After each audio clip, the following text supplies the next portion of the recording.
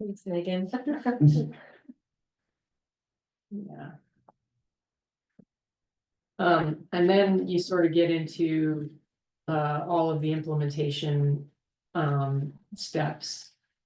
And there's a few general pathways that apply to sort of everything. And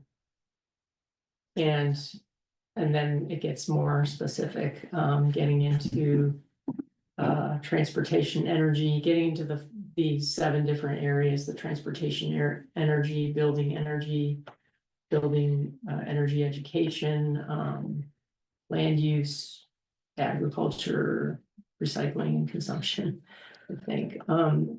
Chapin had, I don't know whether you want to, you've shared your comments with the planning commission. I did. I actually thought, because I had emailed them ahead of time before the meeting that didn't have a quorum, that they were going to be an attachment, like a letter of support to the agenda today.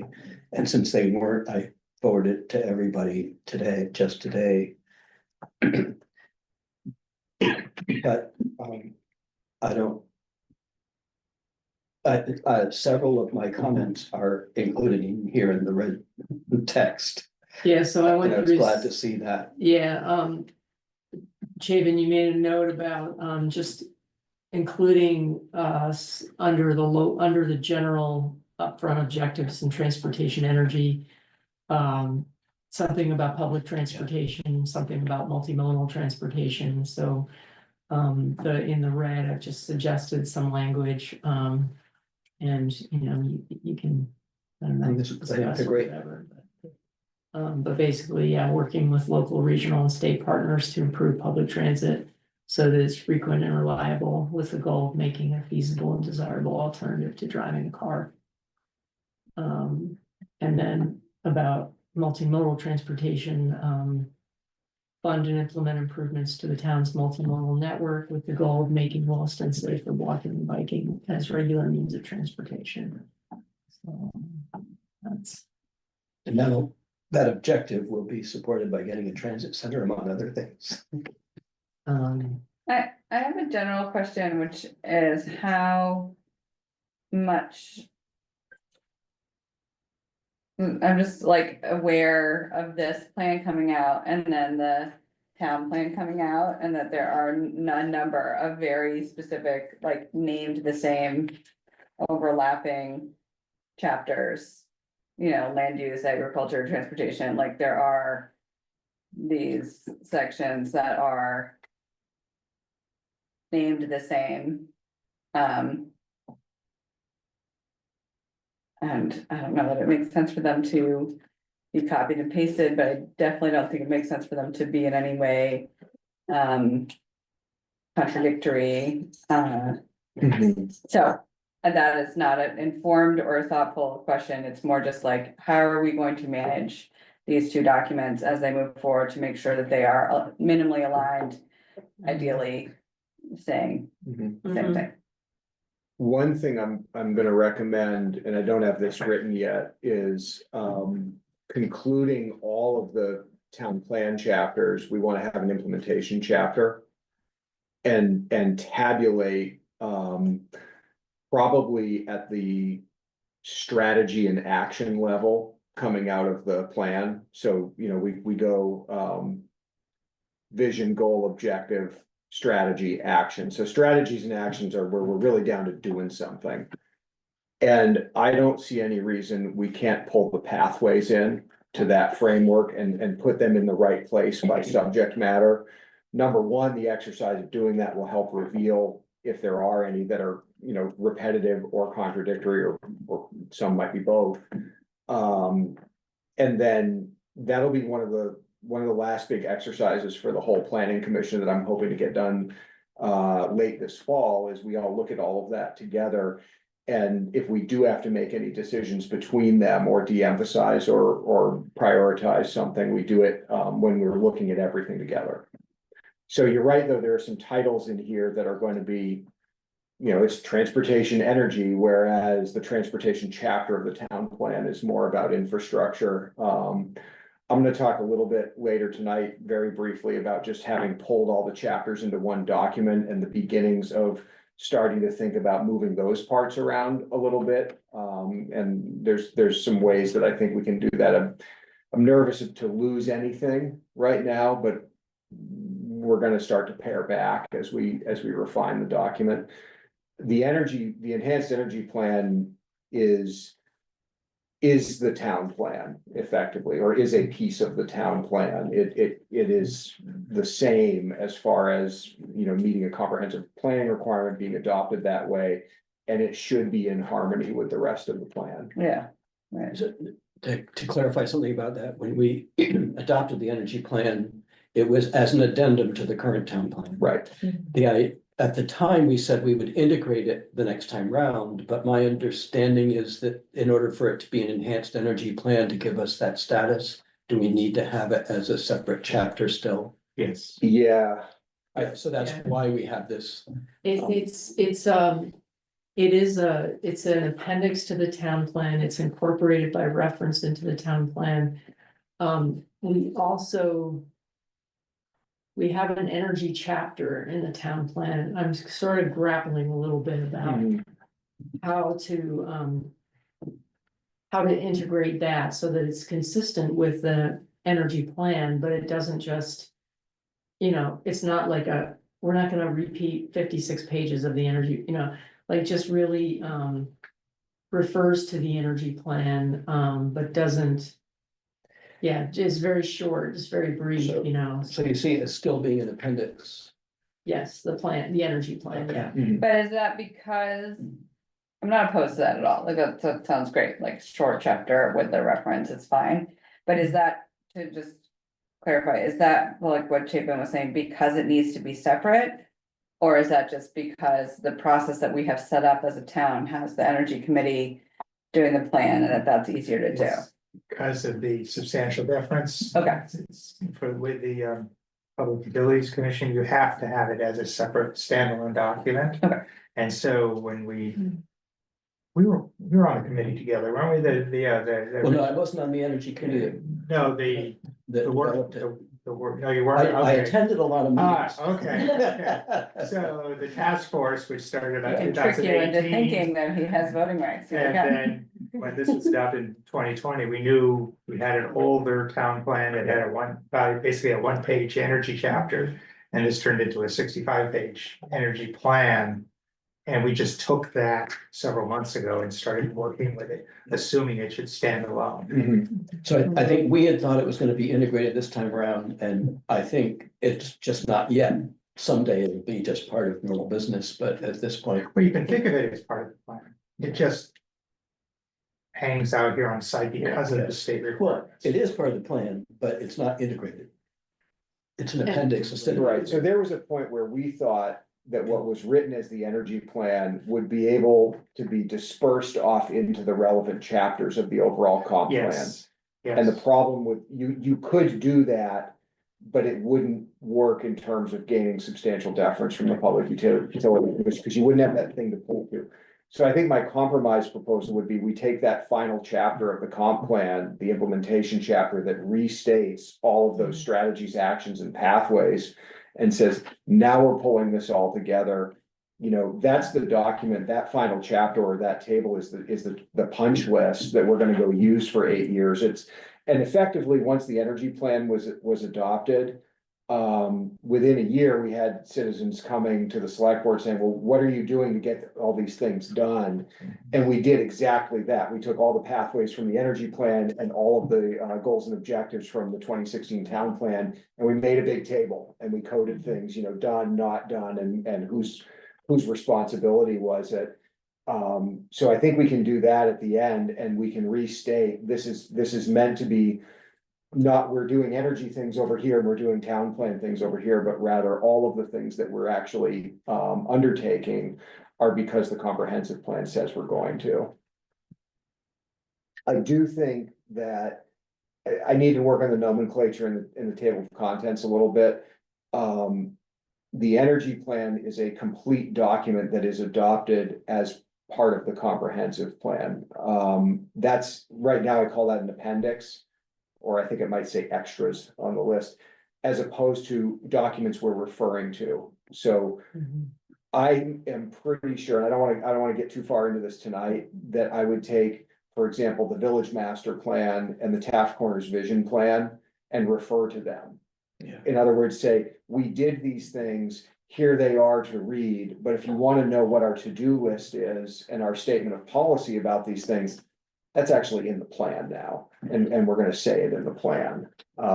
Rather than say, go find the goal on page 35 of the Taft Corners vision plan. We can be more concise than that. So there will be things that we refer to and say, we're making these statements in the town plan based on these documents over here. The energy plan is kind of elevated beyond that because it's truly it's a piece of the comp plan. Mhm. Yeah. Okay, thank you. And it can't just be the energy chapter because there's more in it than that, and yeah. Yes, you wanna put 65 pages into that. Yeah, because I think when we get into graphic design to the extent that we do. You want that first page of each chapter to be something someone can look at for 45 seconds and go, Yeah, okay, yeah. I get it about what Williston wants to do here. And you want that same level of statement about energy, as you have about all these Yeah, other yeah. topics. Mhm. Can I ask one thing? This might not be appropriate for this document, and if so, that's fine. But as I was reading through it, I was surprised that, the sort of accomplishments since 2020 hadn't been kind of called out or identified. Because that plan, I mean, one of the big things in that plan was we need to hire an energy. Well, there Yes, is a section, Did I miss it? It's progress to date. Yeah. So Oh, it where is says, that? that's after the, see, Page it's 21. right, the second page of the implementation. 22. What page is that? 24.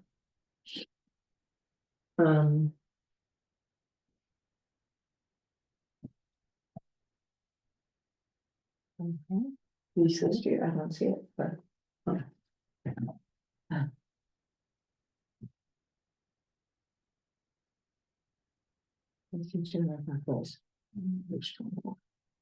oh, Go up 22 on the, oh, 22. well, it's page 24 of the document, but the page number at the bottom of the document says 22. Are you getting there? There. No. Oh, progress today, okay, great, okay, thank you so much, I don't know, I was skimming it really fast, I guess I went right past that part. Thank you. Mhm. Let's see, are there any, do you wanna? Let's see, were there any other things in the implementation section that folks? Oh, yeah, and I think this is another one that Chapin you had noted about. Under building energy usage, you wanted to see stronger language. Around. That's really an objective that leads towards the local clean heat standard. Um,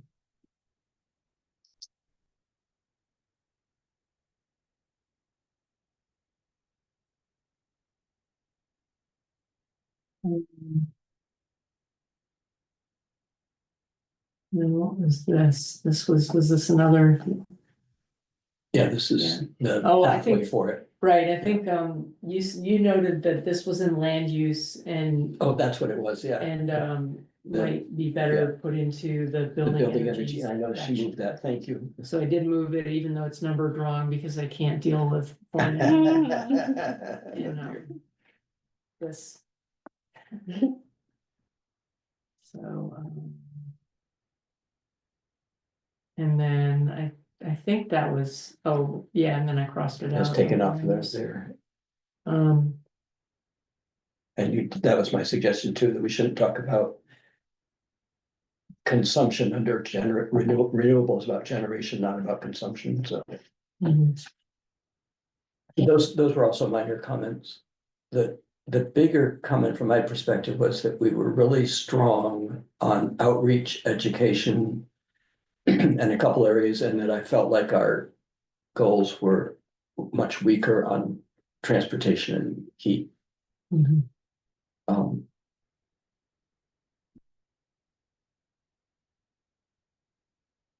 I don't remember everything I said, but I felt like we could have stronger pathways on those two.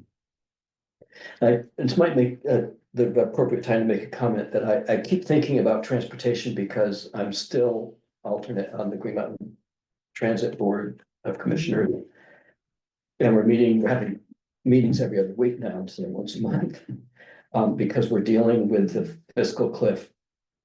And the fact that it was pushed farther by COVID money from the federal government, but now we're there. And the rural areas will have a fiscal cliff in the next 2 years, but right now the urban area has it. We cannot balance the budget. The legislature has said we can't spend more money. I know some people think the legislature spends a lot of money, but they're refusing to spend more on transportation.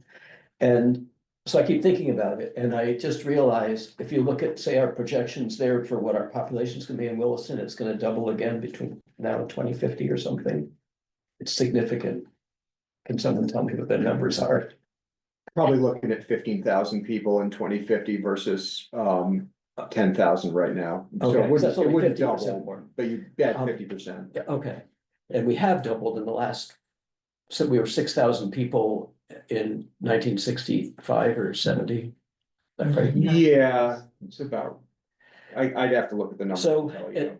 if the thing that I think is if each of those new people has a car, our road system isn't gonna work. And so, and also to reach our global and state transportation energy use goals, everything electric, we still would have trouble.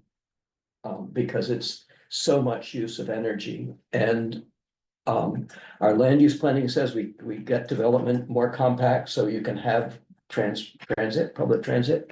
And I just feel like public transit is close to becoming a right, not a privilege.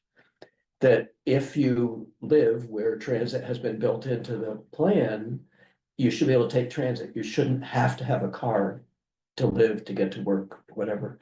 That's the way we'll think of it more, the way we think of public education. We say it's not up to the individual family to find a way to educate their kids.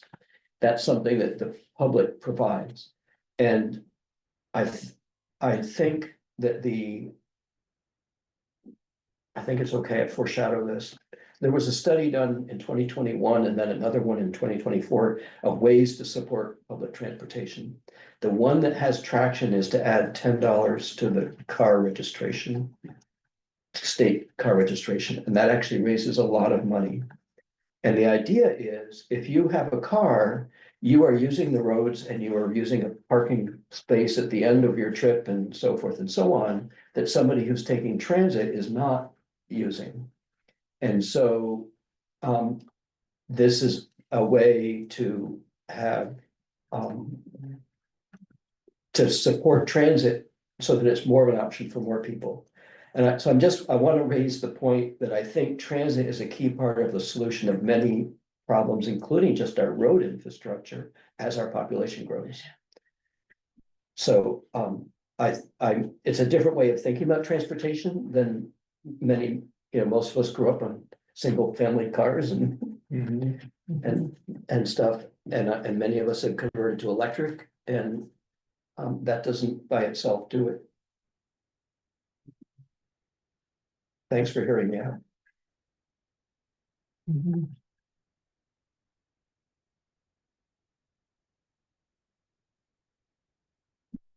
Yeah, I keep thinking about how it's gonna be integrated into the.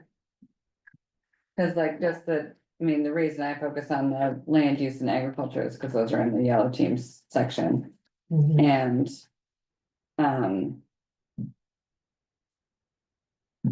There's some great ones, I'd like totally.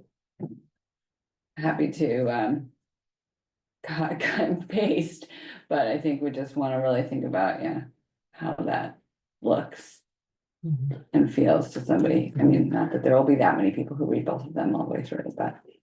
Well, I think one thing For we your might, punch list, it would make more sense for them to be the same. right, so one thing we might do is if we start finding a pathway that's almost the exact same as a action in another chapter, we might rewrite them both to be the same. Yeah, And then we might symbolize them in the table or symbolize them in the chapter with a, there's a little energy symbol in the transportation chapter. Where there's an action that says this is also in reflected the in the energy energy plan. plan, and then, you might show those graphically in the implementation table as, hey, if we do this one, it's actually an action called for under multiple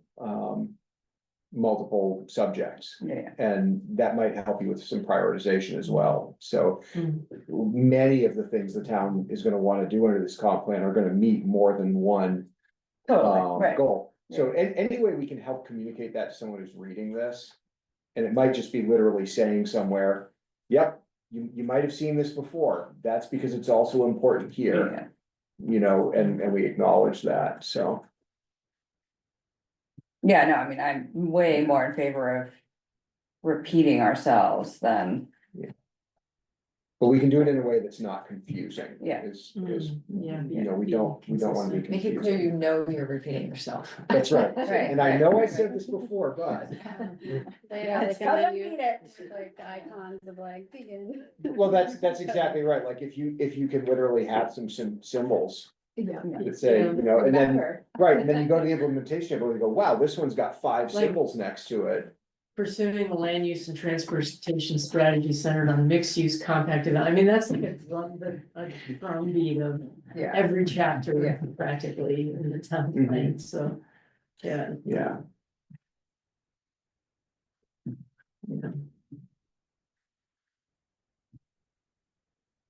So I didn't have any specific thoughts. I was just reading it thinking, oh my god. Yeah. There's a few of them. Yeah.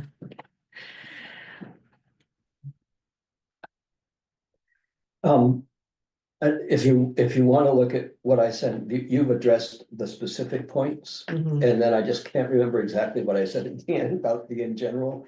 About where I thought we needed stronger things. I thought it was transportation and building energy, but I'm not positive. I can look it up. Yeah. And those were general comments, so they aren't resulting in a specific change, but Are you care if I just read it out? sure. Overall, it feels that the emphasis on efficiency, remediation, movement to electrical heat. And transportation and education is fantastic. The emphasis on new construction and new generation could use some bolstering.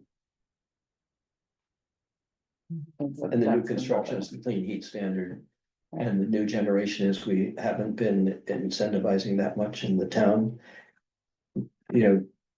If we didn't have half of the hydro plant credited to us, and if Global Foundries wasn't putting some stuff out, we would be looking pretty sad in terms of generation. And our last plan said we wanted to double generation. This one is a little less ambitious. I thought it said double. too. Oh, you say double? This one says double? Yeah. Okay. But, so what? How would the town incentivize?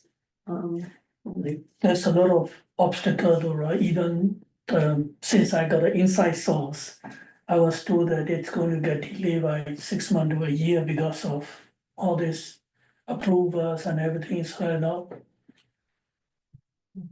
What's gonna be 6 months to a year? The GF, solar things that we wanted to do. Global Foundries.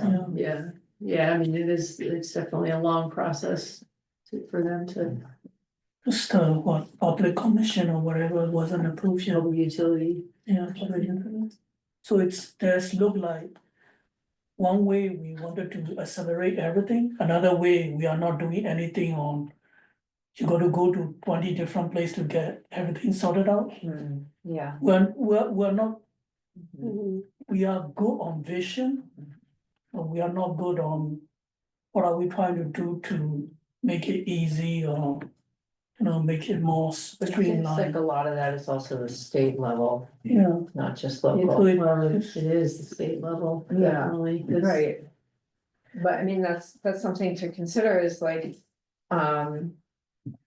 you know, are there things that we can do at the town level that would sort of like, you know, I'm thinking of the high flyer. Remember that, Matt? Yeah, You know, which nobody ever took us up on, but I don't think, but, you know, thinking about like, do we have sort of a fast track, you know, or something like that, like if you wanna do this, the town will work with you to, you know, accelerate the process or, you know, whatever. I think it's a really good point because, yeah, all of these are coming with these state targets and yet none of the bureaucracy is accounted for in that, so. Yeah. So to Mickey's point, I think, you know, are there, maybe just think about, are there spots where certain types of projects or certain types of or maybe it's a certain scale of project has the opportunity to be fast tracked in some way at the town level. I mean, obviously, we don't have any control over the state, but I thought I might have in my written comments suggested one way, which is if the town would lend or help get grant money to lend people money for things that upfront cost more, but will pay off over time. yeah. And to me, the obvious one is on the clean heat standard idea. If somebody, in order to meet that standard, if it's an individual house and not a developer, and it's gonna mean that the house that is costing 250,000 is gonna cost 300,000 to meet all the criteria and have the ways to eat, then could the town or facilitate the way we did for people who had to improve their stormwater ponds in the last 10 years, you know, all the HOAs that had to, the town worked to get grant money and loan money from the state to help the HOAs do the upgrades that were needed to their ponds. Is there a way that we can facilitate the financial bump at the front end of doing some of the right things, especially on new construction or potentially on new solar installations? Even rooftop, even with credits that you can get and so forth, it costs a lot of money to put rooftop solar on your house. It will pay back. You know, the payoff is gonna be somewhere between 6 and 10 years probably with rooftop solar, but it takes money. It does, but there's already incentives, not only the credits, but there's also financing incentives in place already. Which help a lot of people through credit unions and so on, so that if you're paying down. Over the time that it takes for the payback, 6 to 7 years. Then you're getting it at a reasonably discounted interest rate for paying that back, yeah. And there's a program, I know a friend of mine. Vermont Gas was supposed to, came and did a thing and was supposed to. They're one of the people that can put heat pumps in. It seems a little bit counterintuitive, but they have a heat pump program. But when she tried to schedule it, she could get nowhere actually scheduling it, and then tried to do it with Green Mountain Power and had a similar problem. And so basically there's this program where you can get, it becomes part of your bill. Right, yeah. The upfront cost gets spread over time by becoming part of your bill, but the utilities trying to do it are not working. Do you mean the rental, the leasing program that Vermont Gas has? I'm not sure which program, and when I looked at the actual quote they got, it was not enough to supply all the heat for cold climate. It was like, okay, well, we give you enough to give you air conditioning and shoulder season. Heat pump heat, which bothered me. But of course, it's somebody who already has a gas furnace, so that in terms of cheapness, it makes sense. But then when she went to actually try to schedule it with a utility who could give that upfront money, she couldn't get it. Doesn't surprise me. Yeah. And I do this, the state needs to change the rules about your right now, if you generate more than what you use, you have to credit it to some other account. And am I right, December 31st, that's going away. That's my Some of the understanding. credits expire. But I didn't know they were going away. The only reason is that I'm the recipient of my son's excess. credits, which paid for 20% of my electric bill. last Yes, month. and that's just such a complicated way, why can't, when I first put in solar in 2010. Every year I had to call to ask them to do it, but Green Mountain Power just wrote me a check for any overage. It was like, if you're putting solar on your roof and you see roofs that have 3/4 of the roof in solar. Because if they got more, they might not, then later they want an electric car or a heat pump and suddenly they go and, oh, our inverter isn't size big enough for. If I cover the roof, the cost of going and upgrading a solar installation is much higher than if you just put a bigger one on initially. And so we should make it easy for people to overproduce if it's on within their rooftop. You know what I mean? I'm not talking about somebody going out and trying to make a lot of money by putting panels in a field, but rooftop solar has been limited by that. And it's making people jump through hoops of how to credit it and where to credit it. And so to me, that's the kind of thing that the state needs to change. And we could have one of our pathways say, we are gonna help advocate for that. You know what I mean? On behalf of our residents, we're gonna advocate with the state to make the rules for solar, rooftop solar simpler and not restricted by overproduction. Thanks for point of clarification. When you said the clean heat standard, were you referring to a state level or the most recent one that was petitioned to the select board here? Yes. Yes, well, no, the reason being, having worked on this plan for the last several months, we were at point of closure and submitting it to this commission when the petition went to the select board for a clean heat ordinance. Yeah, So the reason you may not see an awful lot in here of a clean heat ordinance, even though there's a lot of pathways in here which do the same thing, yeah. is because those two things missed each other by a couple of weeks, and we are now addressing Yeah, that whatever a clean heat ordinance might be in the town, right. through research and seeing what the local towns have done around, but it wasn't with us back in I April know. when we started, Yeah. yeah. I feel like the pathways support what's currently happening. Yes. You know what I mean? It's right in line with the. But it may not mention that in No, particular, yeah. no, but we could add, yeah. There is a pathway that talks about, right? Or is it only what you added under the objective? Let's see. Under building energy.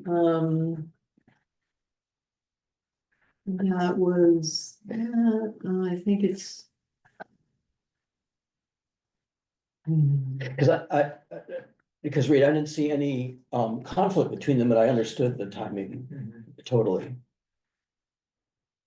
I thought there was a pathway, I think there is somewhere, there's yeah, already a pathway, an existing pathway that it hooks right into. yeah. And see how there we had leverage programs to fund audits of town buildings and stuff. That's that thing about we aren't addressing funding. There it is, adopt an ordinance, Yeah, so 3.13, was that already there, I think? yeah.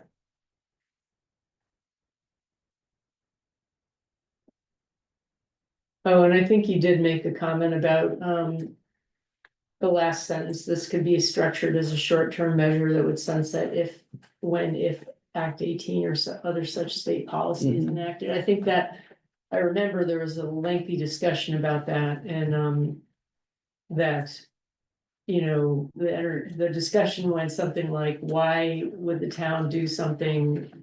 Why would the town enact an ordinance, requiring clean heat standard when the state is working on enacting such policy and, you know, like, why wouldn't we want to wait for, you know, a year or two to see which direction the state goes in that. And of course, the reason was, like Snyder putting up new homes, and so in 25, 30 years, when people are owning those homes.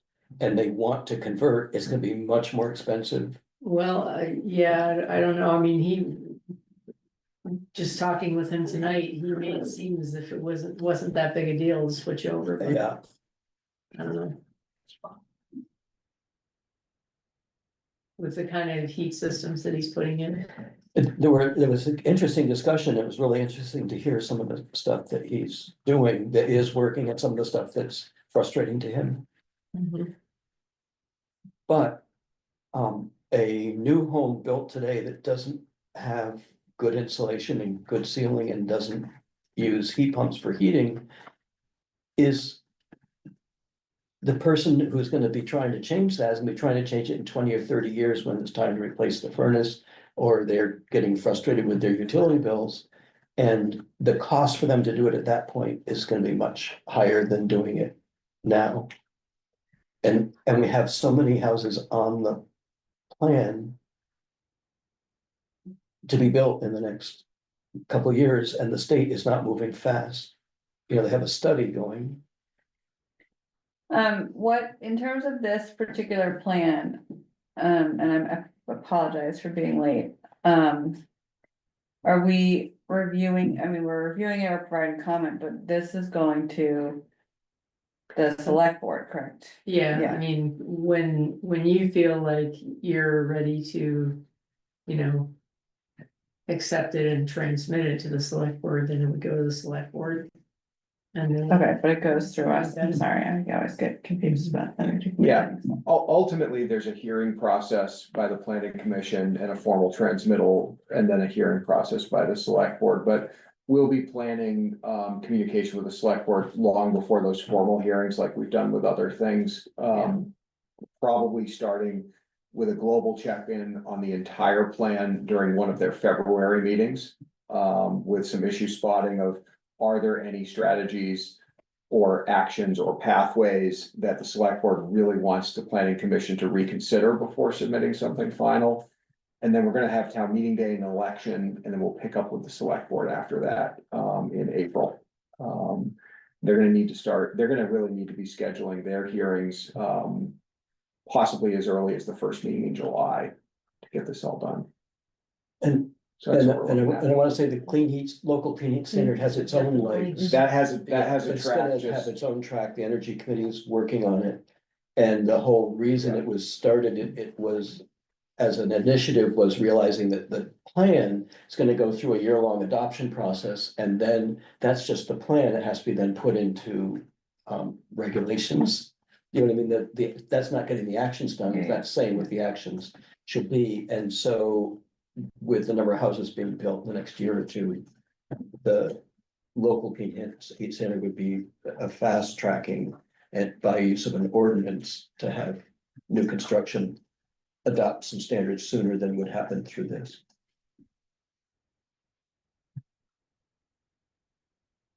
In your research, are you guys looking at the cost? We have just begun, because when. the Select board heard the petition and said, give it to the energy committee.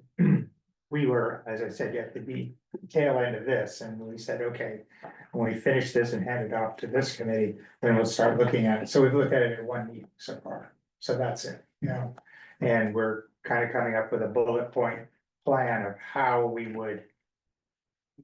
What does a clean heat ordinance mean? What's the scope of it? How many steps are there into doing, you know, the research? What do you need for public input beyond the original people who signed a petition? What's the impact on current development, plan development for the town? Costs, feedback from developers. Looking at South Burlington and Burlington in particular, who both have standards already. So we're at the very, very beginning. Is that correct? Did I say it correct? Yeah. I've been impressed with the research Melinda's done.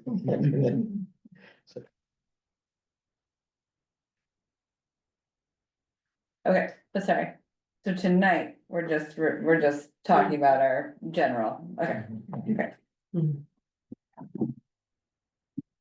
And, yeah, I mean, if there's nothing else you wanna talk about this tonight, we can move on to the next one, but, you know.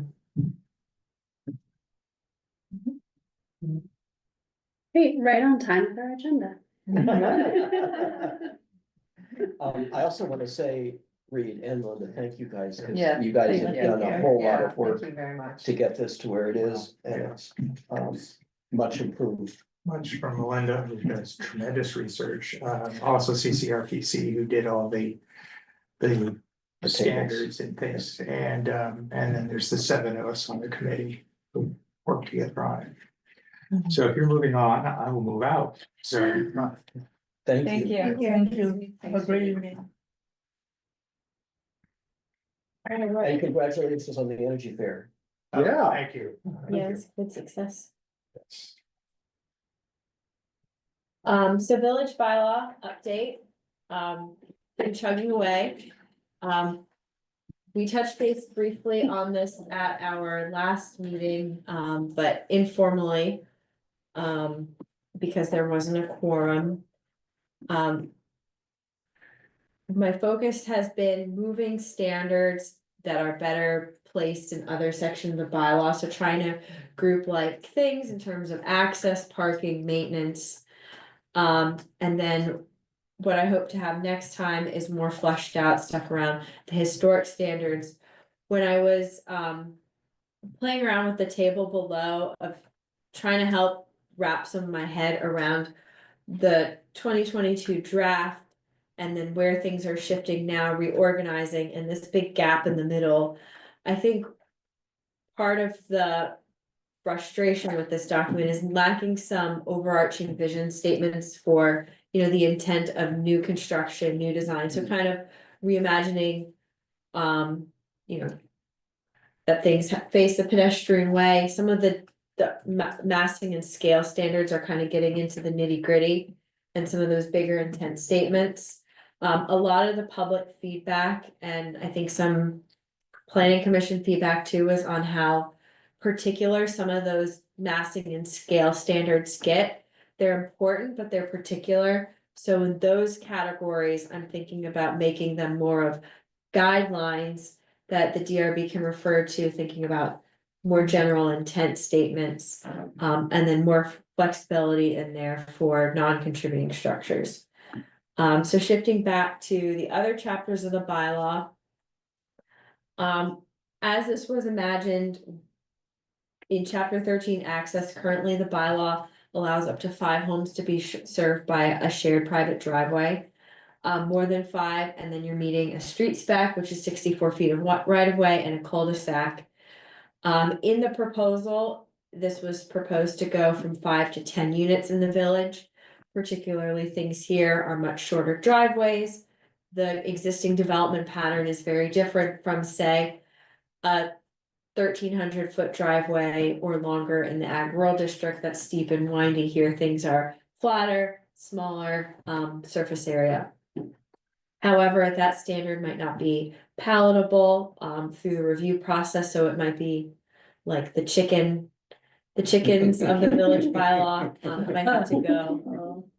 So that's in there for now. It's a 1-word change, but or a few word change, but it has big impact, so I don't know where access will go, which means that infill things like converting houses to multiple apartments or doing additions for more multifamily. There are some properties in town where you could only have up to 5 on that private driveway. Parking, I've been shifting the language there, particularly that the DRB may allow or require the minimum number of spaces necessary for the use or feasible for the site. To reduce impervious surface and support the historic village character with customized parking requirements. So, the way I have it set up in the parking chapter is in the table is very similar to industrial uses. Right now, industrial uses are 1 parking space for 1,000 square feet as a starting point. Industrial uses kind of get to write your own parking in terms of what are you doing, how much do you need? And going from there and translating that same standard, with a finer tooth comb to the village as well. To reduce the amount of surface parking. Noting that the state law, exemptions say we can only set so many parking spaces per residential unit. But I have a question on the previous one about access. We have a limit of 5 homes on a drive and the fire department wants it that way too, right? Somehow I thought that they had a say in that. Well, we get input from them when we deal with shared drives, and I think one of the issues is we have no turnaround or vehicle pass by standard really for a single family home's driveway. So we have this really, really big standard of a cul-de-sac if we're gonna end a street in a dead end. And my understanding is although that's good for the fire department, it's also mostly about not having to back a plow up. Because any street that we're gonna plow, the public works department wants to go, you know, just go right around it. If we had more homes on a shared drive, there might need to be more quantitative or specific standards about, well, I guess we do have a turnaround every so many feet for a really long shared driveway. A pull off every 400 feet. But isn't Right. this private driveways? Why- Yes, So why would we care what the DPW? so we wouldn't care about the plow, but we'd care about the fire truck or the Right, ambulance. okay. So, whether, like, when we reviewed the Pinter duplex, we were trying to not require too much tree clearing to widen the existing driveway. We walked it with the deputy chief and we talked a lot about literally this tree, that tree, can we get the truck in? And almost as importantly, what happens once we get to the house? Mhm. You know, can we get back out if we need to? Can multiple vehicles show up? And obviously you don't want to surround the house with gravel. But as you get into more and more units sharing the driveway, you might want to have some ability to require some additional accessibility to the structures. Mhm. You certainly want to make sure that one user doesn't block access to the others. So my question was actually, I was aware of the 5 homes thing, which is current. But it sounded like you were talking about units, like 5 units, and that sounded different to me than 5 homes. They're interchangeable, so Oh. our bylaw sees it as Okay, 5 dwellings, whether So if you they're have a- single or multi. if you have well, and what about ADUs? Not a unit. Not a unit, okay, even though unit is in the word, it's in the name, it's not. Yeah, that's why we've really moved to saying dwelling or Yeah. home, and try to get away But a from unit. duplex is 2, A duplex is Duplexes two, even if it's 1 driveway, right? Building. Mhm. 1 building, okay. Yeah.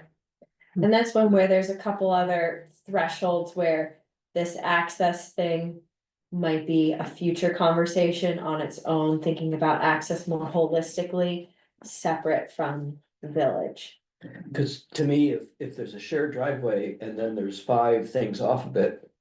But what they go to is a duplex or whatever, that's different to me than if there's. You know, as I understood the 5 things off because it increases complexity and the chance that somebody be parking out, blocking the shared part of the driveway. Mhm. So to me, it was the how many arteries, you know, how many branches there are. Was much more important than the number of units. Mhm. And I don't know if that's a different way to approach it. Could be. Mhm.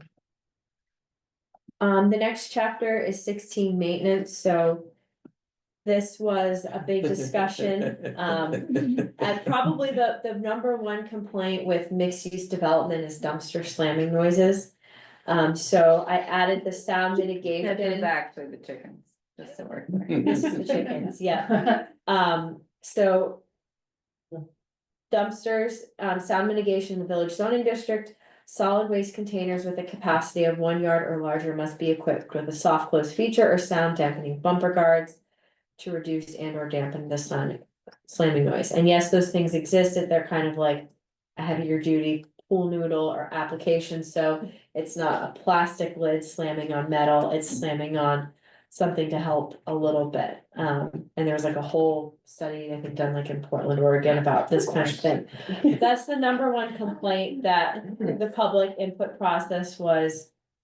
And this is assuming that you've managed to sleep through the reversing. The backing up. The sound of the truck. Yeah, exactly, yeah. Well, one thing is when you get into like restaurants, Yeah. it's not the truck, it's like they're closing down at night, the restaurant's been closed for an hour, and someone finally goes and takes the trash out at the end of the night. Boom. And some of them And have they're the already sliders on ticked the off 'cause door. they're the one closing. Yeah, that they're, night. they're like, not It sounds tiptoeing. great to them. Yeah, cause that's the sound of going home. I am done. Sound of freedom. But yeah, that, I mean, the other complaint we have had is, early and late, but especially early morning deliveries by truck. Yeah. You know, the Cisco truck comes at 5:30, or the trash truck comes very early in the morning, and, But we have an ordinance about that. we have a noise ordinance. Okay, so, and there's a time to it, I believe. So there is, you know, and I don't wanna get too far beyond village stuff, but one of the things about the noise ordinance is most noise is just regulated by this decibel level thing where you either have to catch the incidental level going over a certain level, or it's the hourly average, which is really hard to do.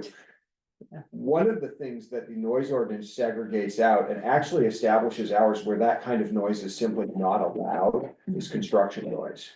One thing for the town to think about as things get more mixed up would be to say, what about service vehicle noise for commercial businesses? So we have a standard that says there just shall be no construction noise. I think it's, I'm always gonna get this wrong, 7 or 6 in the morning, right? 9 PM to Thank- 6 AM, Thanks. yeah. So if we get a call and someone says, hey, they're out warming up the excavator at 5:30 in the morning, we can call the contractor or the property owner and say, you cannot do that. And I've sat in pre-construction meetings with public works and applicants, and they say, so what's that hour again? It's 6 AM. Don't so much as have the people opening and closing their car doors before 6 AM. Well, you know, can we warm the machines up? No, this is, no sound should be generated by a construction activity before 6 in the morning. So in areas like the village that are a little more sensitive, you might wanna say, if you have a business in the village, you're not getting your trash picked up at 5:30 in the morning. And haulers are actually used to this.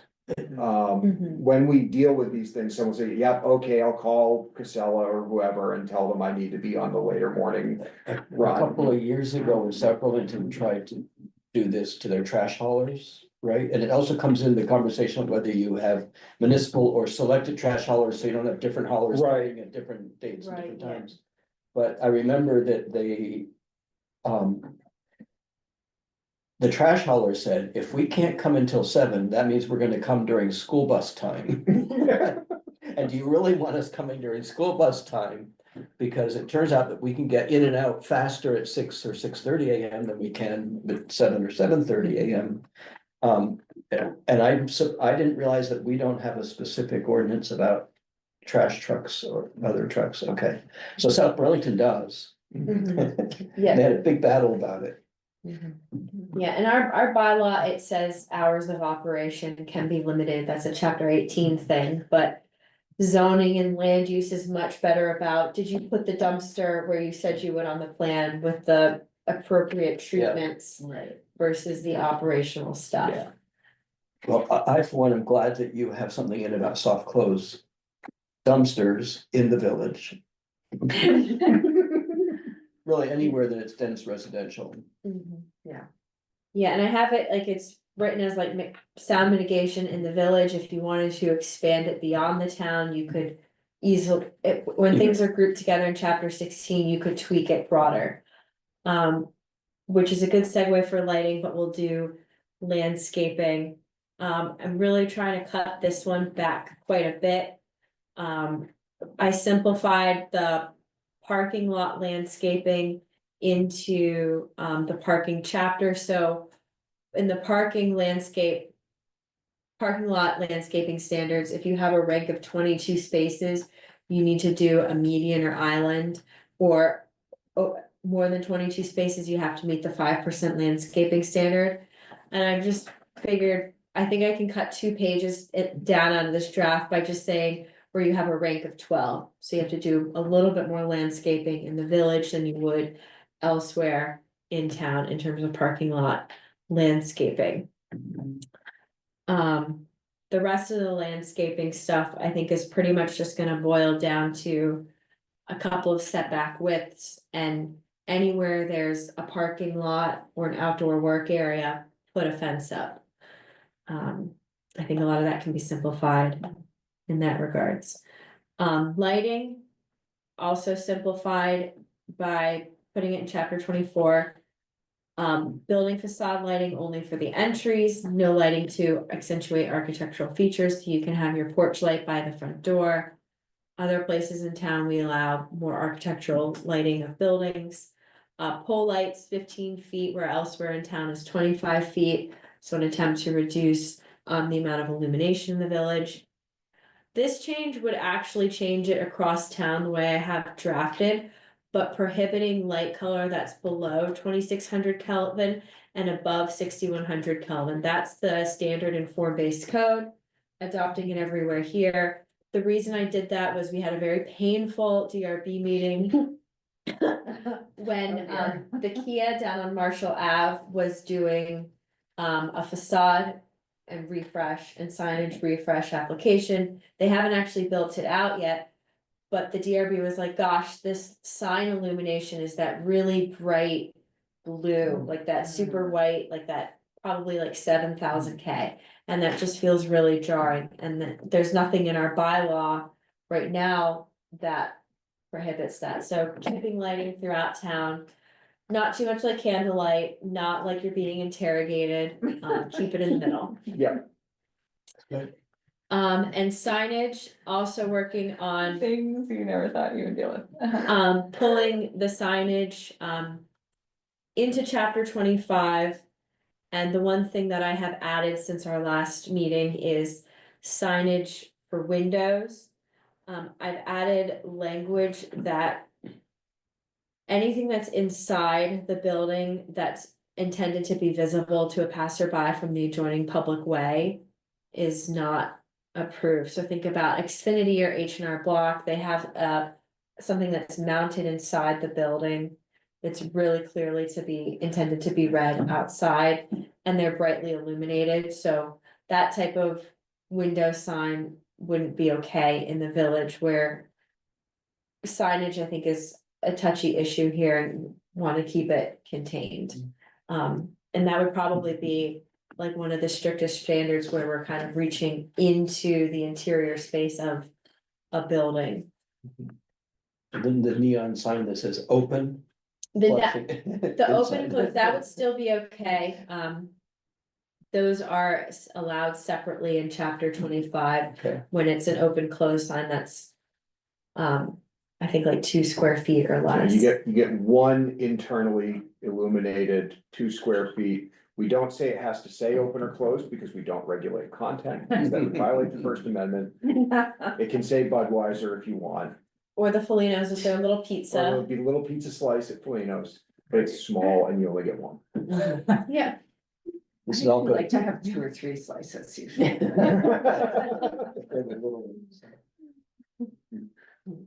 Yeah, so that's the nitty gritty of, you know, putting like things together. And then I'm working on, you know, further teasing out the material and design standards, separating what's currently in that draft into contributing and non-contributing structures, and then simplifying those design standards to have a couple more clear, brief intent design statements, and then taking all that technical stuff into more of a guideline direction with the DRB. When you said at the beginning, you wanted more general statements about new construction. But that wasn't part of this memo. Right. We've had a lot of conversation about it, and I know there's stuff in there, Mhm. like that it be somewhat compatible with what's either side of it. And that the space from the road not vary more than a certain amount. Right, and that all the parking has to be. Yeah, parking to the back, that the structure be, you know, generally the size and massing of the existing structures around it. Yes, Which is, even if it's a purpose-built commercial building, is still single family in appearance. Entrances facing the street, and then having that massing standard that's in the dimensional standards section. About if you're building an addition, you're not just making that one mass bigger, you're doing things to make it look stepped. so does that cover it, or are you looking for help about the general statements? If you have ideas looking for help with them, I'm pulling from, you know, some of the older drafts. Yeah, no, I felt like you had a good handle on it, actually, If you have ideas, I'm open to ideas. I feel like that's like the one, I think that's the one biggest black hole, like in that existing chapter, is having some of those clear design intent statements. Because the way the draft is written, it's so technical that I could see getting into some challenging Mhm. implementation with the Okay. DRB, where your design is great, everybody's nodding heads that it looks good, but this one quantitative metric isn't quite working, and wanting to be able to allow the DRB to go back to a couple really brief intents. And maybe I should read Andy Dubak's comment memo again, because I think some of that was his feedback Mhm. as well on how to simplify it. Good. I Thank feel like you your for overall all the thing was work. not wanting a jumble. Yeah, And you don't want the DRB painted into a corner. You know, you do want to be clear about what the requirements are and try to give everybody predictable outcomes. Luckily, we also have a really good staff that can help do that. So when you have a little bit of wiggle room for the DRB where they can make some findings that something, you know, works within what the ordinance is trying to do. You also have a staff who can sit with an applicant and say, yeah, you know, you're really off kilter interpretation of this works, but the thing you've proposed is completely not what this was meant to approve, and it's not going to fly at the DRB. And you can be still giving them a predictable outcome that way. mhm, And also when someone comes in and says, well, here's what I want to do, and you look at it and go, yeah, that looks exactly like what, you know, the planning commission select board adopted here. You can guide the DRB, you know, they would need to make these findings, and you can show the applicant, like, yeah, those are pretty reasonable findings for a board to make. And our board is just the opposite of arbitrary. to a fault sometimes. Sometimes to a fault, or sometimes the bylaw does not give them the space to make a more nuanced decision. We'll talk about that more later. Right, which I'm wondering, do we wanna flip and do Richmond after nonconformity? If you want to, I mean, the other thing is we can do Richmond in like 3 minutes, Okay. depending on how much people want to talk about it. Let's not overregulate the way they are. The what? Overregulate. The new zoning for the, yeah, I just to me, they got so specific about parking spaces and stuff that I think they needed to. Yeah, I can maybe, I'm gonna try to not editorialize about a neighboring community too much, but. Are you all set with Village? Yeah, I'm also with Okay. Village, yeah. Thank you. So we received 2 packages of bylaw amendments from Richmond. One is updating their flood hazard area standards, and the other is development standards in the village. So the first thing I'll say is I don't believe either of these has any adverse impact on Williston whatsoever, and that's the main purpose of Richmond telling us about them. So that's the main part, and if anybody read anything they thought would hurt Williston, speak now or forever hold your peace. In a little more detail, in terms of flood hazard areas, Richmond obviously deals with many more structures in many more hazardous flood hazard areas than Williston does.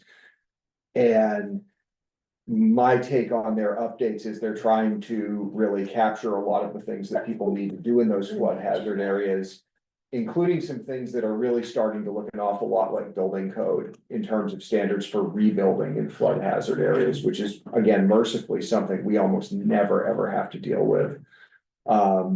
So, you know, I will note because it comes up very rarely, we do have a flood hazard areas chapter in our own zoning bylaw. We basically prohibit almost anything from being built in flood hazard areas. There are things that are exempt from zoning, like certain agricultural structures that might end up in a flood hazard area, anyway. And we make decisions on those exemptions, on the advice from the Agency of Agriculture. So not a lot to worry about, for us. We had a recent question about a potential boundary line adjustment in a flood hazard area, special, flood hazard area in Williston. And it sort of led us at a staff level to talk about, well, they're doing this boundary line adjustment, what do they want to do with it? Because they can't do much with it. And it's like, well, they're farmers, you know, there are some agricultural things. There's possibly, sometimes there's land that's mapped in a flood hazard area that with a more detailed engineering study, it can be determined that it's actually up high enough to not be at risk, and therefore more can be done with it. But just not something we worry about. We're really lucky in Williston, as we watch our neighboring communities deal with some of this stuff. So that's that one. Village creates a village north and a village south zoning district in Richmond Village. I will say that I think this update was mostly triggered by the Home and Be Home Acts. So these are areas served by wastewater where fourplexes now must be allowed. And to Chapin's comment, there are a lot of really highly specific standards and very specific definitions of certain uses that are allowed and not allowed and conditional. And like I said, without being too critical of the way neighboring communities decided to do something, I will say that that can be you know, in our own experience with the village and other zoning things we've drafted, it can really be a hazard when you start working on one of these things that you want to anticipate every single thing, or you want to have this really fine degree of control, particularly about uses, because uses are, in a sort of a general sense, not all that different from residential density. You don't necessarily know what a use is when you're walking down the street. There are nuisance impacts that you want to mitigate. And we probably don't want to put a tannery next to a nursing home. But there's a lot that can be handled through performance standards, and that's more of where Williston is. And again, that said, I think they're trying to solve a bunch of different kind of challenges and have a vibrant mixed use village and deal with some of those nuisance impacts between uses. Parking is a constraint in Richmond, so that there's a lot of attention on that. Doesn't surprise me, and good for them for doing what the legislature said they had to do about the Home Act. Thank you. Thank you. Yeah, thank you. It was a lot to go through. They distributed near full copies of the bylaw, so you had to really scroll fast and I hunt think for the red the line. document was 180 pages Yeah. or something. Yeah. So, but good luck to them, and I hope it works out. And for those curious, I asked Tyler, and the new gas station design pretty much has nothing to do with their zoning being good. It's just they got really lucky. I don't know if you've been by the new gas station by X11. It's very Yeah, by the nice. exit. It's yeah. got 3 cupolas and copper flashing, so. It's the nicest gas station in Vermont. What company is it? They're out of New Hampshire. I can't remember their name, but they've done this type of gas station redevelopment before.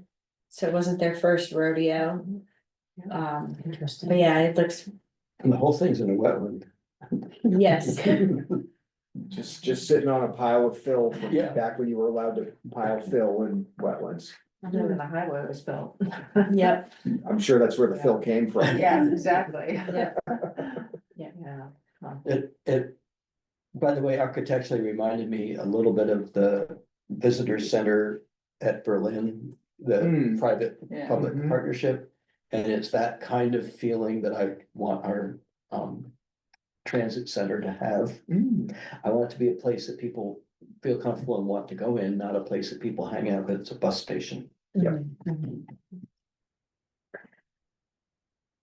So from Richmond back to Williston, we had an interesting application go before the DRB the other week. And we are aware that the planning commission has asked to be kept informed about interesting applications, seeing how the bylaw is operationalized in development review. And while the primary focus right now for me is to get the village bylaw finished, we thought it was good to bring this conundrum to your attention as we continue to think through land use priorities in the new town plan and challenging implementation situations with the current bylaw. So River Cove Animal Hospital is located at the corner of Route 2A Essex Road and River Cove Road. The project history for this, currently it's in the residential zoning district. Would you mind zooming a little bit? Oh, for The- sure. The link is broken on my, new thing. Oh, okay, did this one? I'm just trying to read it Yeah, again. I'm not close up. so currently it's in the residential zoning district. In the past, it was in Thank different you. different iterations of the residential zoning district, so at some point in the eighties, who knows what the zoning was like?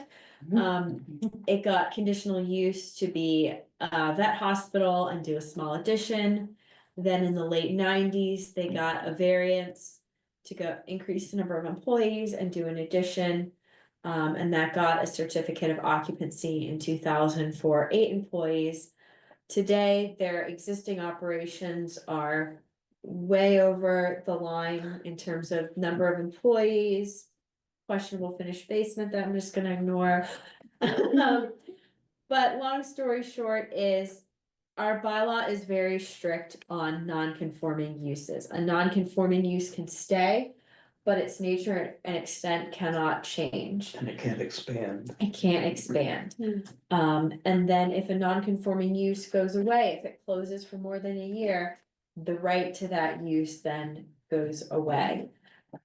Similarly, you may recall back in April, talking with Roadside Motorsports, they're also Mhm. non-conforming use in the residential zoning district, where they were asking about the residential zoning district and industrial district boundary.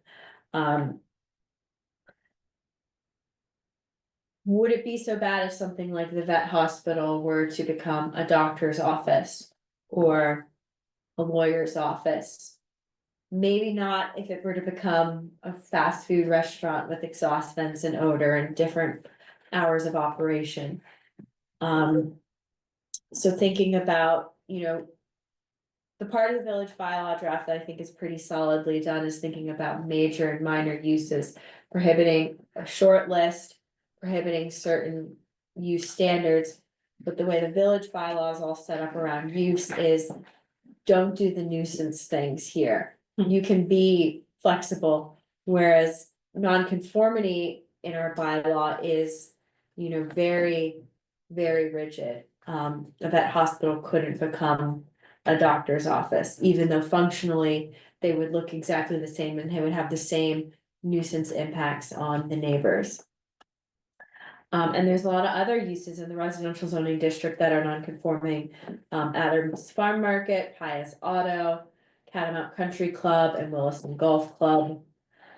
So some questions to contemplate, as we think through. As you're reading through like village bylaw or any other bylaw amendment language. And thinking about, what are the goals in the town plan, thinking about how this bylaw is operationalized and questions to consider. So what thresholds and parameters would it be okay for an existing non-conforming use to expand? Under what parameters would it be okay for the use to change? Should some commercial uses be allowed in the residential district? Right now, no commercial uses are allowed. The ones that we say are allowed are partially exempt from zoning anyways, like churches, schools, that kind of thing. We've had this discussion, our yellow team of saying that the Adams Market, the corner quick stop, things like that are valued and not, and yet if someone proposed to put a gas station in another corner, new, it would not be acceptable. And so we've been discussing, how do you allow for some commercial things in residential areas? And was it just in that team? Cause you were there for one of our meetings that were talking about taking what you did in the village bylaw and basically saying this applies to RCD and ARCD. We've thought about that conceptually in Red Team as, you know, consider a townwide historic overlay. That's one of the, Sorry, not all the village, sorry, just the part about what kinds of commercial uses would be allowable. like for the whole town. Or the RZD and ARZD. Making that mirror The village. I think that was in regards to if there would be a historic overlay or historic protections outside of the village district. I mean, theoretically, you could kind of like copy paste those. Major and minor non-residential use standards from village, you know, into residential zoning district. I think it might translate, but you might want a couple more parameters than in the village. Yeah, I think, you know, this kind of question, when we think about, you know, Adams Market or something like that, always.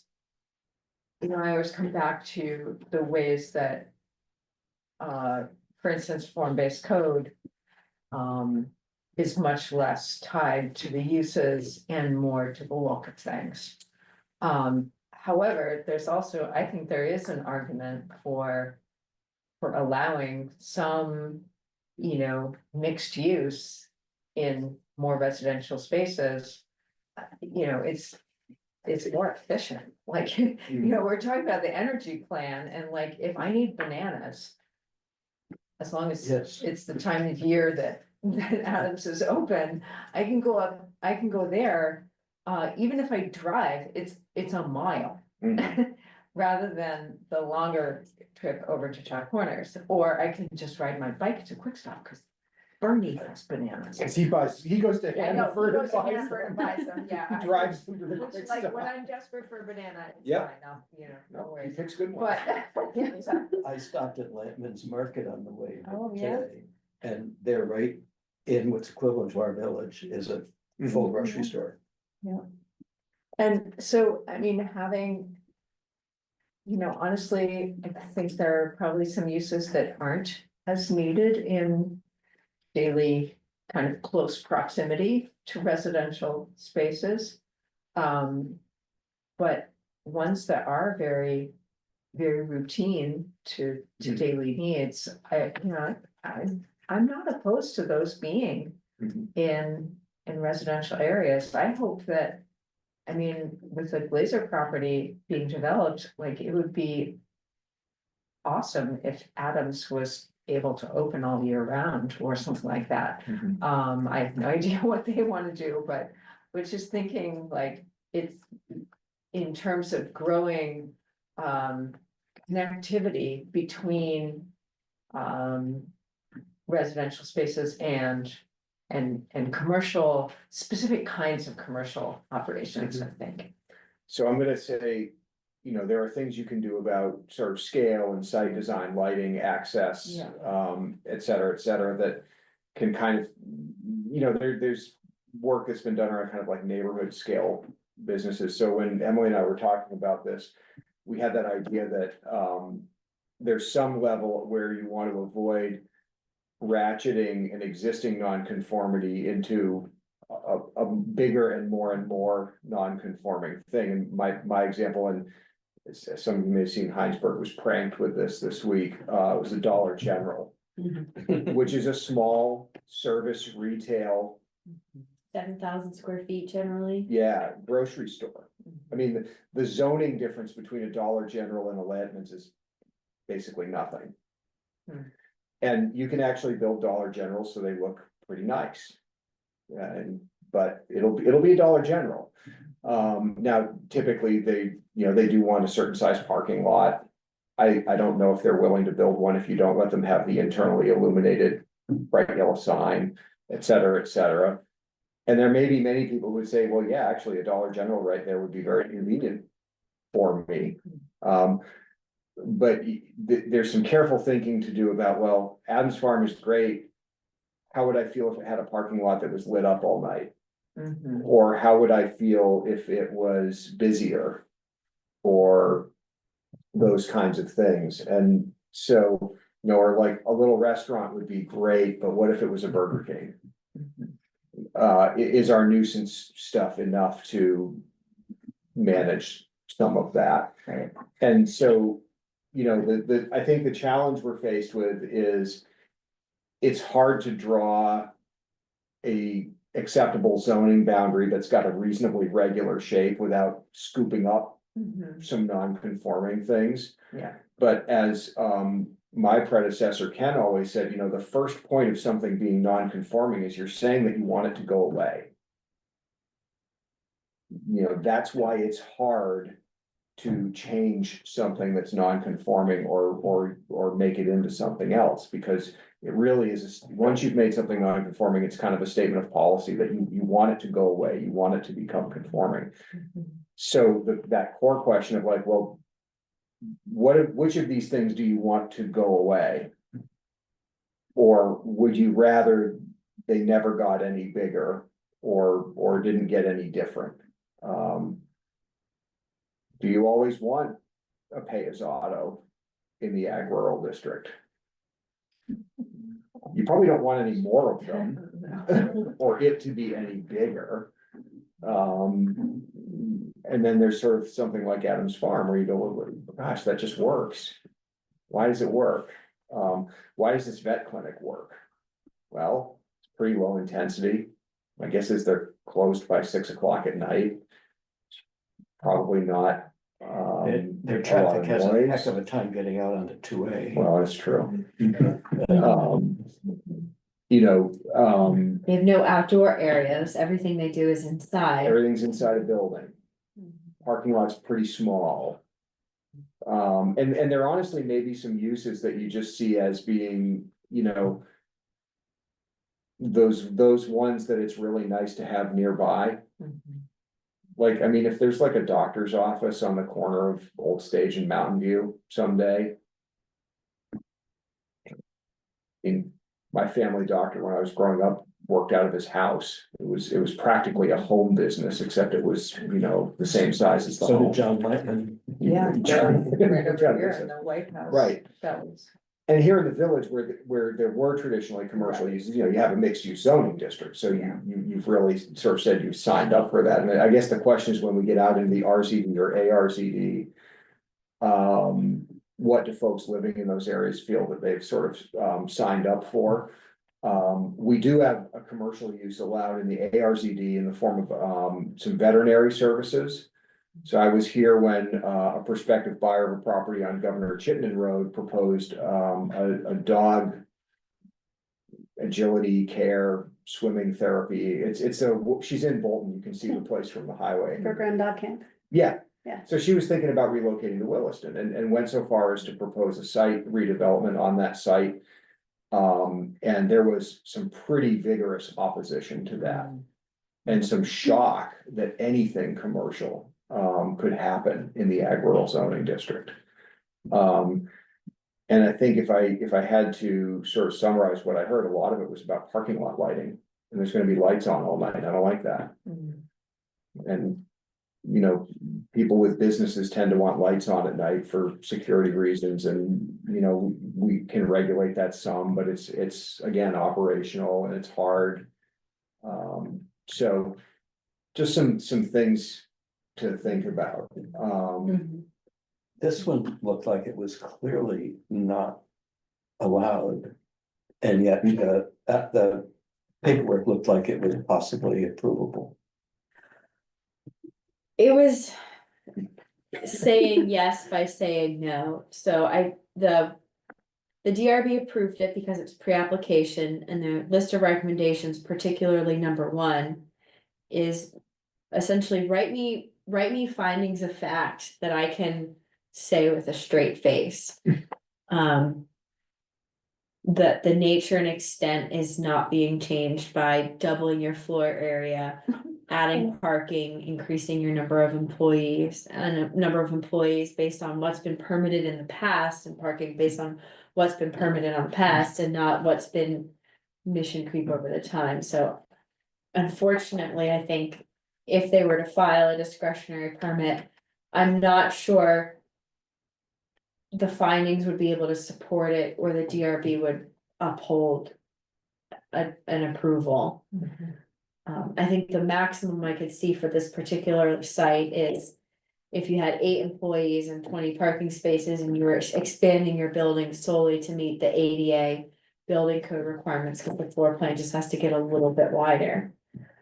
Matt and I were kind of playing around with chapter 2, like, okay, because state law doesn't say you have to be so strict about non-conforming uses and lots and structures. It's our own And creation. the surrounding landowners don't have a problem with it.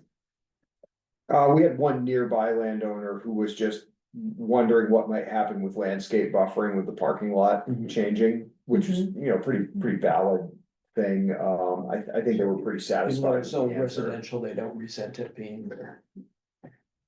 Well, yeah, They kind of seemed like this would be great because that one driveway closed, because right now they have 2 curb cuts and one's right up on the stop sign. They're like, closing that one will really improve the traffic flow in that area, because then they would consolidate to the one Mhm. farther away from the Have intersection. you looked in to see how many of those, the surrounding homes are owner occupied? Because that may also, I know in the past that some of the houses nearby have been rentals, mhm. and that may influence the public kind of feedback. Well, number one, the person living there may not get the letter. Exactly, right, they may not Probably won't get know, the letter. and the owners might not care. Well, we do And- have that in our bylaw, that if Yeah, the, that's right. we the do that abutters now. list, that the property owner mailing address is different than the site address, that you have to mail both of them. Mhm. Compliance on generating that abutters list has been hit or miss. Right. But even if a renter gets a letter like that, they might not care as much, and I'm just wondering. Like, that might just be something to look into, because. Because you would want as accurate as possible, a sense of the impact on local Mhm. residents, not necessarily owners. It's a tough one. Yeah, I mean, I wanna emphasize the point Emily just made a little bit ago, which is that. You don't have to be as strict with nonconformities as Williston is, so there's a lot of flexibility here. I've kind of laid out what I think are sort of those worst case scenarios where it's so flexible that a nonconformity becomes a foot in the door to just go and kind of, you know, do anything. Nature and extent are really squishy words. They still mean something, and that's kind of the conversation we had.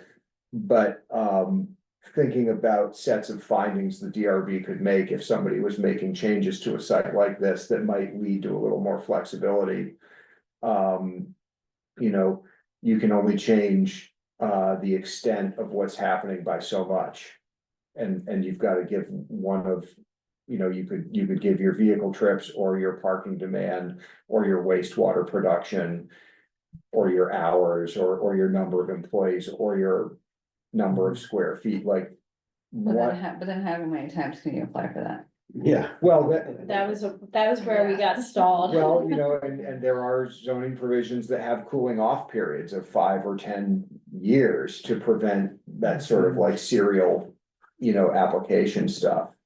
So you can do kind of a cooling off period where you say, you know, you get to this once a decade, but not, you know, not forever. It also puts the DRB in a bad position of having to sort of pick like that. Yeah. And it opens up the possibility of bias and, you know. Well, that's the, Any kind of like what you were saying before, like if it's a use or a business that. You know, is like a lot of the things that you mentioned are kind of divided by class. Yep. Right? Like the Burger King versus the, you know. fancy little Artisan. restaurant. Yeah, whatever, right? The bougie. as my Vegan, kids would gluten say. free bistro. Yeah, exactly, so, You know, so you wanna make sure that the DRB isn't falling into those kinds of patterns, you know, unintentionally. Right. And make sure that the bylaw doesn't support a sort of biased implementation. Mhm.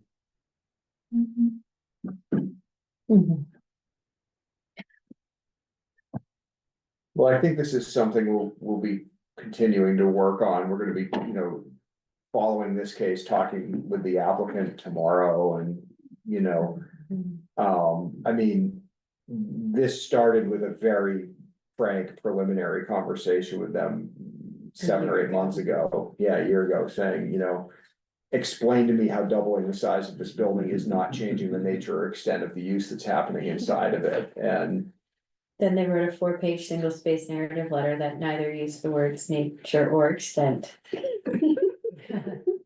And of the 3 kinds of nonconformity, lot structure or use is the one with like the least amount of case law or any kind of anything to go on. And they aren't changing the use or the nature, they are changing the. They aren't changing the nature, Yeah. they are changing the, I mean, I don't know, they're I mean, offering some more. That got gray area, because the whole premise is like veterinary medicine today is different than it was when we expanded in 1998, when we were founded in 1982. But it's still veterinary medicine, it's still the same clients, the same, But the number of bed could be different, right? So well, the now, number of rooms is changing. Yeah. You can offer Separated by MRI. species. And you need a room for the MRI machine now, and that just wasn't even a I thing. mean, I think, Yeah. right, isn't the question though, cause I think that my big question still. Is, do we, and we would have to ask. People living there. Very thoroughly, like, do we want to do that, copy the village bylaw use. Commercial use standards, whatever, sorry, I can't remember the label. Edit them and plunk them at least into RZD. well, yeah, they need a parking island. And, you know, would people welcome that, you know, with the risks that it entails, but with, you know, potential benefits? And thus addressing things like this, or do we just say, this is like the chimney company, it's like paintball one-off and we're keeping it? I mean, aren't those sort of the choices? Or are there other in-between choices?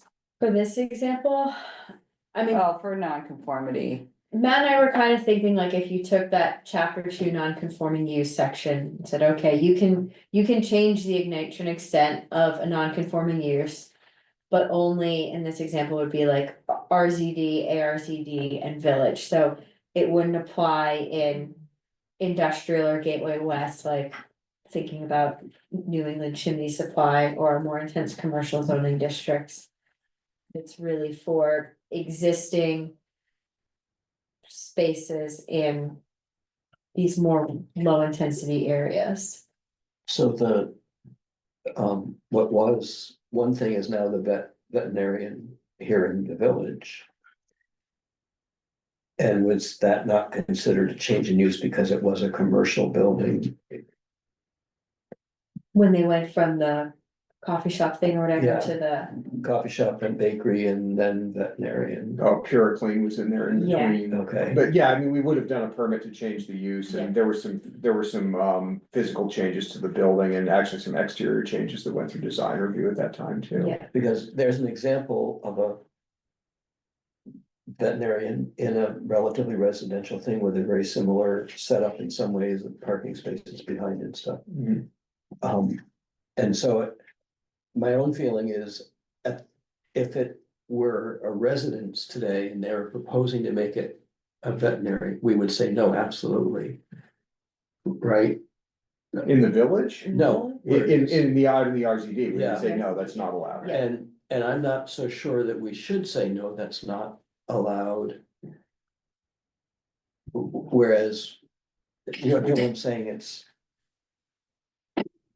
If we said that you were allowed to have a veterinary thing there in that district, Mhm. then they would not be a non-conforming use. And so then you'd be looking at it a whole different way, right? Yeah, we would just be applying the site development standards in the Yeah. district, Yeah. which this meets and or makes more conforming. to. Right, yeah. Mhm. Yeah, so there's nothing wrong structurally with what's being done. It's just we have places where we allow certain things and where we don't allow other things. And so another example would be like, you don't want a non-conforming use to be a foot in the door for all non-conforming uses. Because we probably don't want to turn it into a gas station. How close is that to Gateway North? Yeah, it's separated by some pretty solidly residential stuff in Savage Court along Route 2A. Mhm. So we kind of looked at that like. Because there is a gas station and another Yeah. commercial right Yeah. there, and they're on the edge of it. Or sort of on the edge, the residence that's in between is Yeah. not facing Route 2A. Yeah, there's a solid block of residential. But they're not facing the road for the most part, right? No, it's like a backyard. It's like to their Route backyards 2A are thing. facing Route 2A. So, yeah, we look at, is this a place where really the boundary ought to change? Is this a place where the language ought to change? Yeah, I don't think they do on my open it, but we switched to hybrid. Okay. Yeah.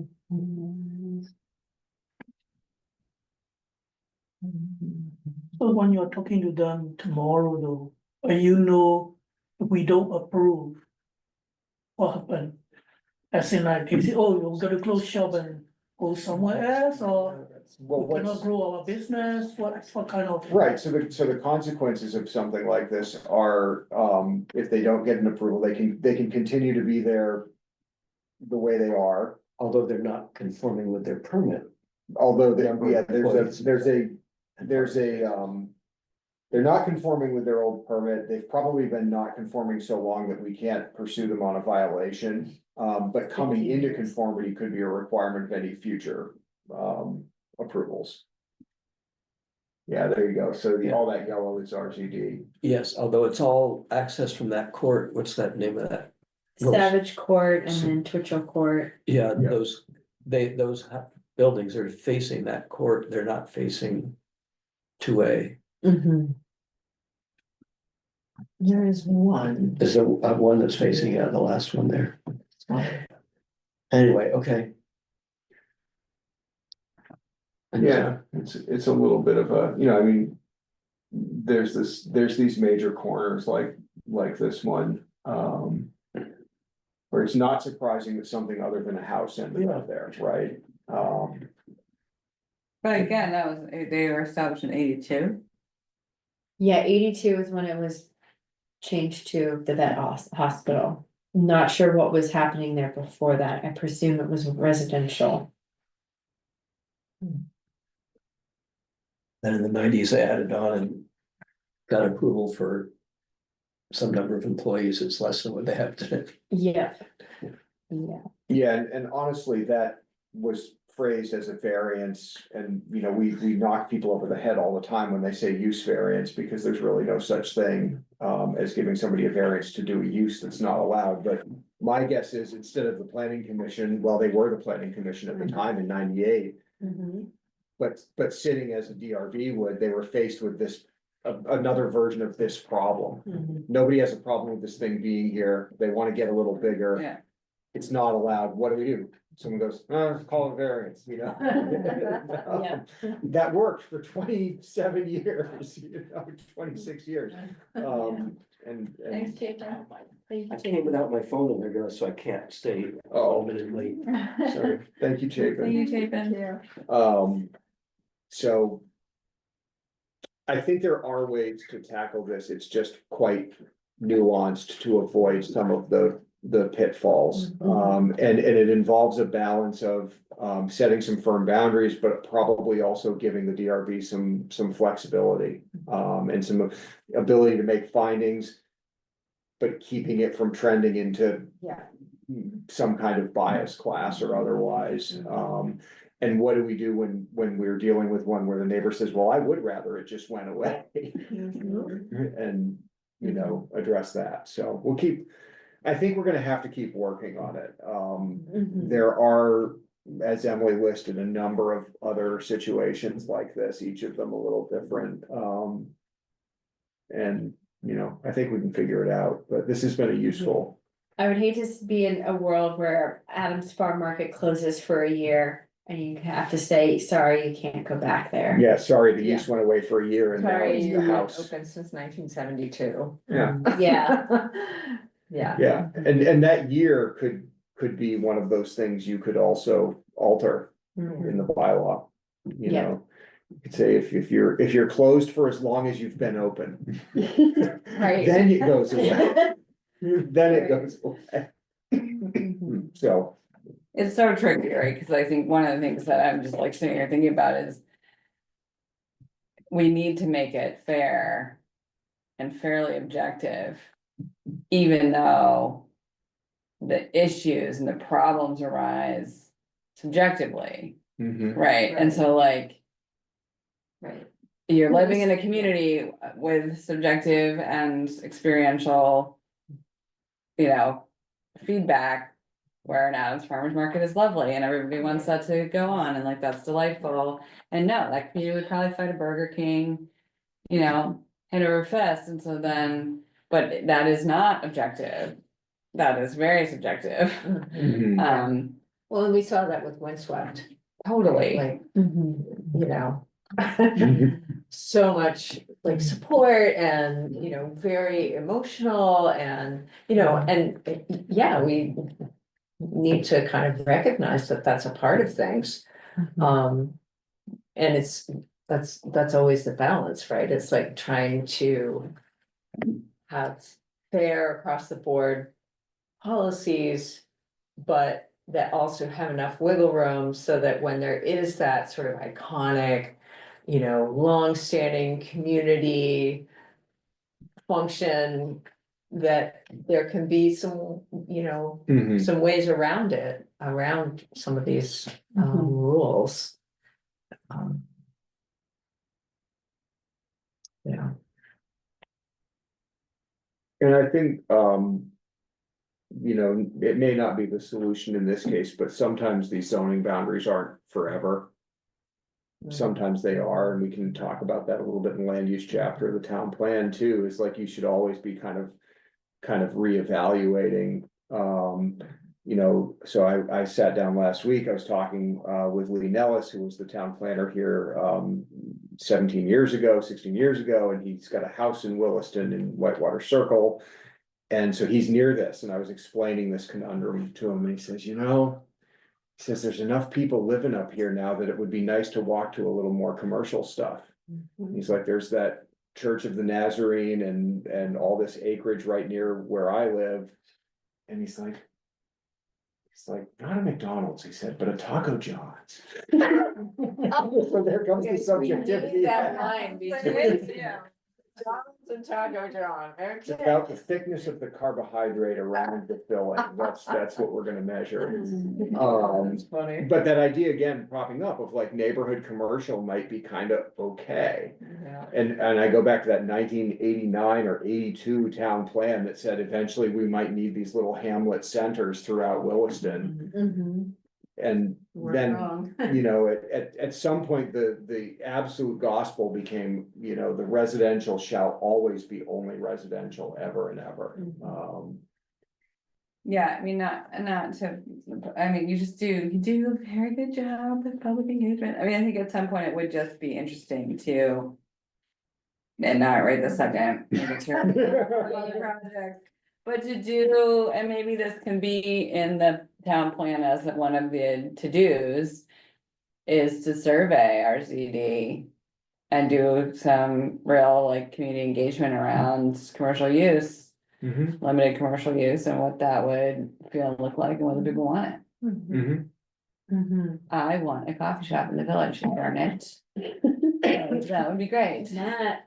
Whatever it takes, there's this alternate world where I decide that the best thing I could do for land use planning is to just open like a bikes, books, pizza, coffee sort of thing. in the village. Stop trying to. What are you doing with your life? Yeah, still make food. Really good bagels. Yeah. Yeah, got the brick oven for the pizza anyway. Well, right, I mean, Nice might to as make well. bagels in the morning. Right. Myers Okay. East.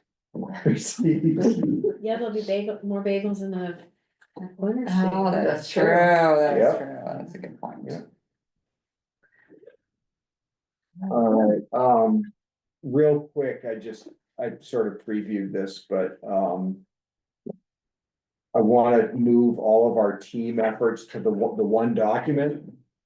So we're gonna get you all access to that, and your various team leaders will make sure we capture any edits and transition over. But I do have it in SharePoint, and maybe.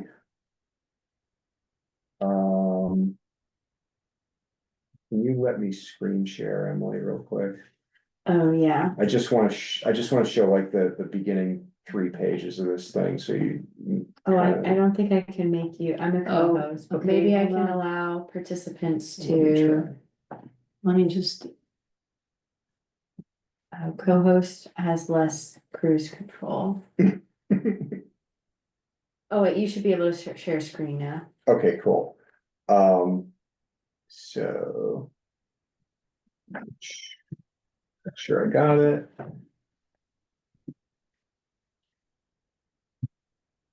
So, couple things I did in this document. I'm trying to standardize the formatting a little bit, and this is just super duper basic, but like fonts and stuff like that. So don't, if you're in there writing, don't worry about doing anything fancy with like your bulleted lists or anything like that. We'll work that out. But I have put in, sorry, I'm just trying to get my Zoom thing out of the way so I can navigate this thing. But I have put in a page break after each chapter, so the chapter should start on a page, and there's a section break so that we can do Roman numerals for the front matter, and the chapters start on page 1. Super duper generic title page, and then right now, what I'm showing you is the order of the chapters you've all been working on. So I've done a most recent version out of every team's draft. And put them all together into this document. These don't have to be the arrangements for all time. It was my best shot of sitting down for a day and just doing it. And the people, programs, environment, land use planning is just a thing of my own creation to start trying to link these thematically. So that's what I've got, and this is the time, I think, to start thinking about whether any of these divide or merge.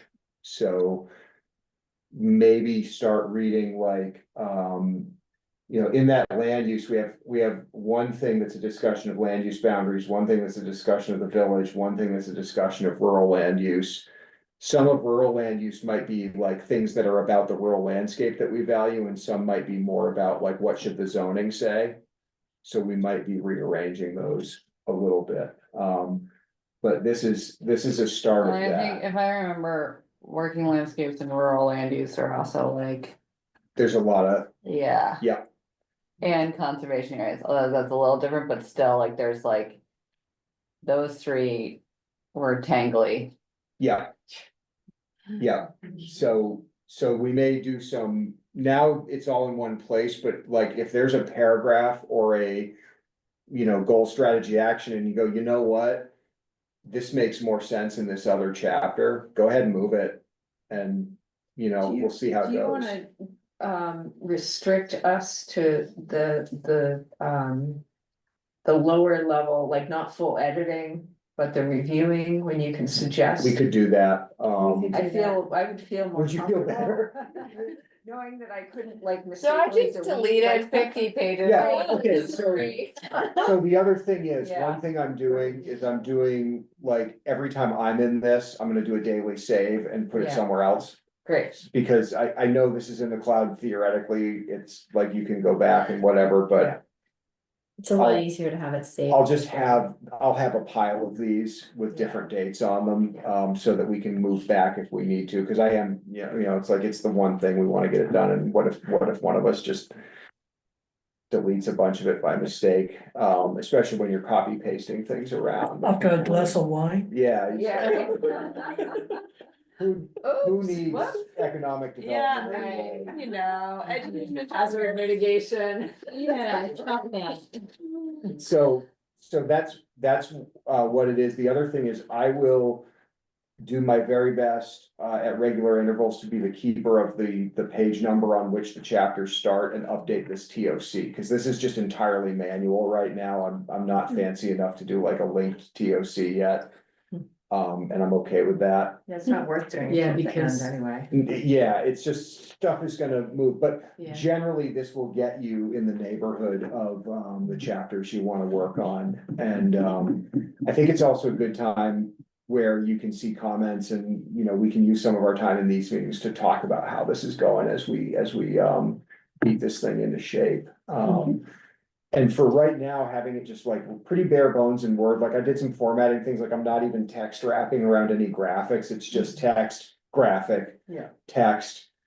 Cause the minute you try to get fancy with No, Word, no, it's no. like, hey, let's move that to page 27 instead. Yeah. So But it is already over 165 pages. I didn't delete anything either, so some of my team's chapters, I know, I still have all my notes at the end. And those are things I've actually gone in and written and, you know, but we can all pair back, Right. that's And we fine. are still gonna do some sort of like. You're a normal person. You have 15 minutes to Right, pay attention to this, here's the like. Top line of every Yeah. single thing, and then, we may start thinking about what that looks like and Yeah. maybe even inserting a page at the beginning of Yeah. each chapter that's like, here's the 2/3 of a page Yeah. version of this Yeah, chapter, here's what you findings. need to know. summary, Um, actions, yeah.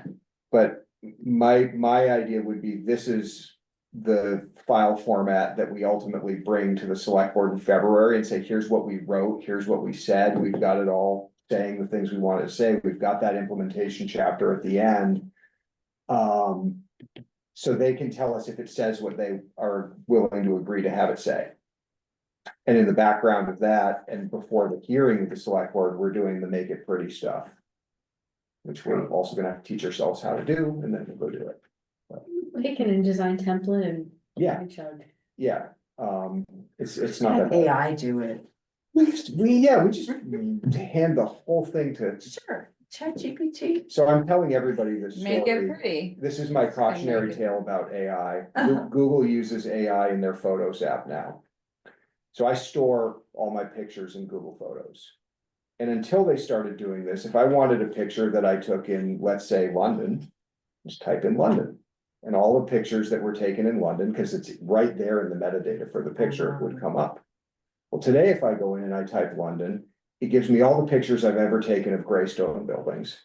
Whether they're in London, Oh or my God. Paris, or Oxford, or Minneapolis. Wow. That's I didn't know annoying. that. It's like the freaking information is Oh my right there God. for you.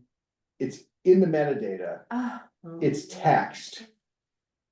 You don't need to burn down half a rainforest somewhere so that your Right. AI can try to figure out whether that photo is of London or not. And that is clearly, like, it's like the user, like, I'm serious, like, I pay $2 a month to store photos in Google Photos, and now I'm like, why? Oh, So that frustrating. was such a Yeah. drag. Going back to a shoebox. I know. Yeah. So anyway, that's my. I love ChatGPT for brainstorming Mhm. Yeah. and for finding the right word for things, because you can try out 100 different things and Yeah. it's very good for that, but. I don't love it for trying to find that photo I think that I wanna show somebody, and then I'm like, that's not really, oh. That's Minneapolis. So anyway, that's that, we'll get you all a link, we'll Great. put everybody on editing and suggesting for now, Yeah, and, it's a good idea. just don't do a pile of work in your individual chapters at this point, we'll probably shut those off and do all that. Great, That's good. We should actually say. Supposed to adjourn. Adjourned. Bye. Night all. night, everybody. Good night. Thank you, thank you, thank you.